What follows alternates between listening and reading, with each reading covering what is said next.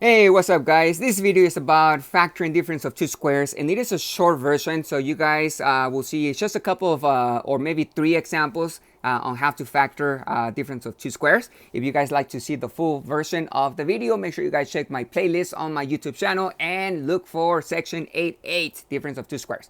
So first of all, let's go ahead and start with one of the questions. And I guess I'll start with question number 1. It says k squared minus 100. We want to factor each polynomial. If it's not possible, then we are going to write prime. That's why I'm showing you guys this right here. I zoom out so you guys can see the word prime. Prime means that you guys cannot factor the polynomial. But number 1, you guys have k squared minus 100. Notice that in order to be a difference of two squares, first of all, you guys have a binomial. You have two terms, k squared minus 100. It's only two different terms. That is a binomial. When we say difference of two squares, the word difference means subtraction. You guys have a minus. So here in the middle, you must have a minus in order to be the difference. Now, something else you also have to check is every term, and there's only two terms, every term must be a perfect square number. So what I mean is, if you look at 100, just the 100, that number has a perfect square root. The square root of 100 is 10. Now the k squared, it does have a number in front of the k. It has an invisible 1 right there. Guess what? 1 is a perfect square number. The square root of 1 is 1. So all you have to do, guys, in order to factor the difference of two squares, we are going to look at two parentheses. That's what we need. We write down two parentheses. I'm going to take the square root of the first term. The first term, 1, the square root of 1 is 1 right there. So I'm going to put a 1 right there and a 1 over here. Now, you might be thinking, what about the k squared? Well, remember that factoring is the opposite of distributive property. So if you guys need two variables that will multiply using distributive property, when you multiply, you get k squared back. Well, the only option you have is a k times a k. K times k will be a k squared. So you guys need a k on the first parenthesis and a k on the second parenthesis.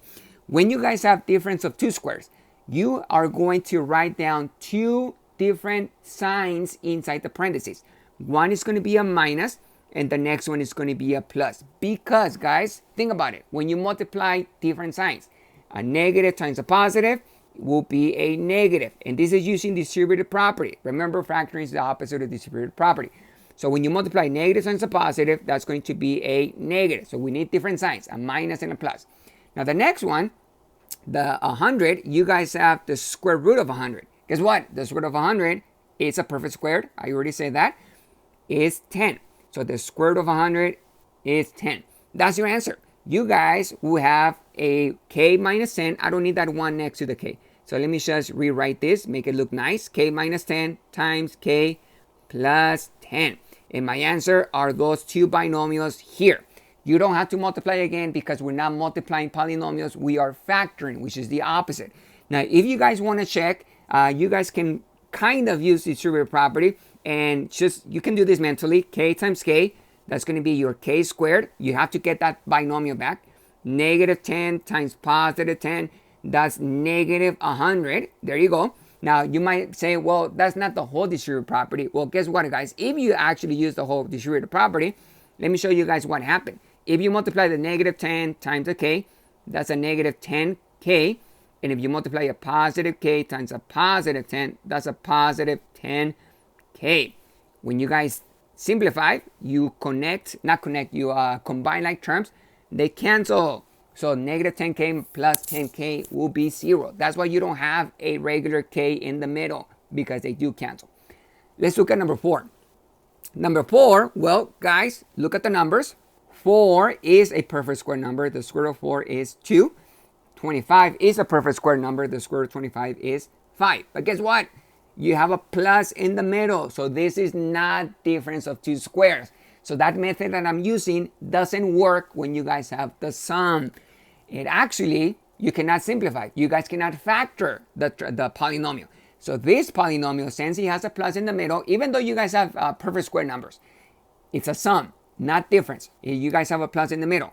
This is prime. You cannot factor the polynomial.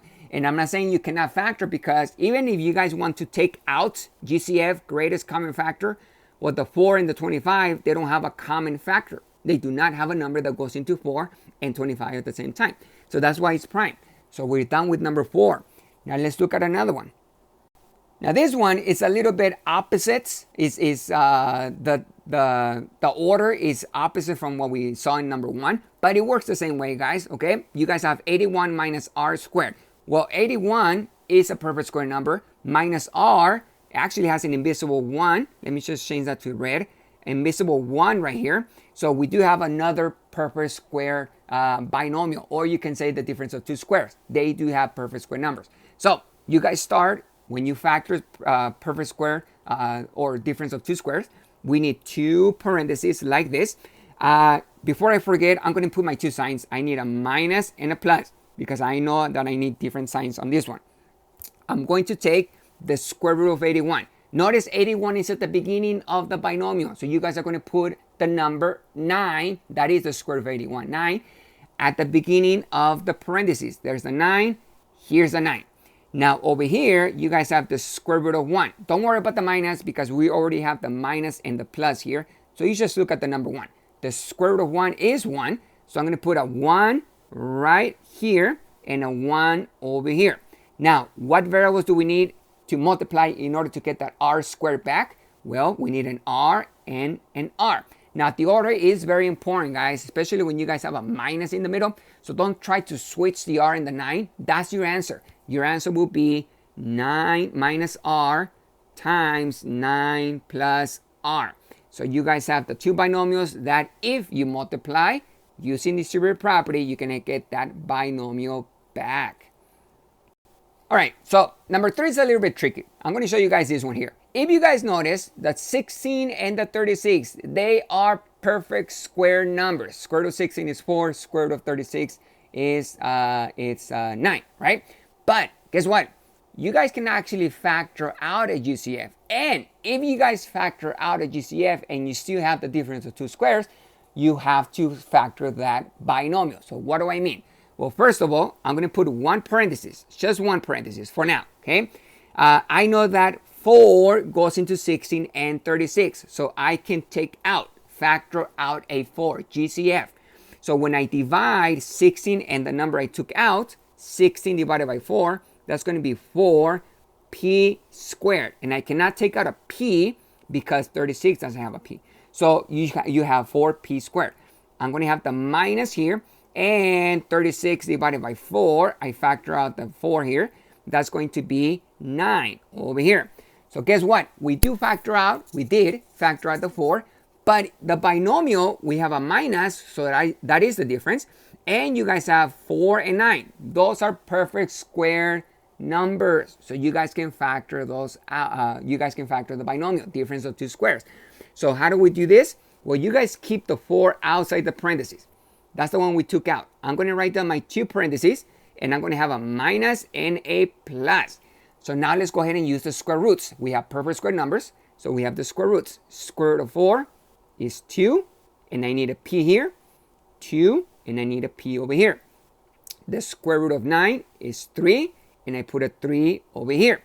So guess what? You guys have your answer as 4 times 2p minus 3 times 2p plus 3. Okay, so make sure you guys always check for that GCF. Sometimes some will have a GCF, sometimes you guys can factor out a GCF and you still have a difference of two squares. So you always have to factor completely. That's what we say.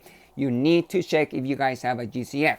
So let's go ahead and try one more, and then I'll give you guys the rest of the time in your house to actually try out the worksheet. So number 6. Number 6, you guys have 36g squared minus 49h squared. Now, we do have two variables. And notice that the numbers 36 and 49, those are perfect square numbers. Let's check for GCF. Do we have a number that goes into 36 and 49?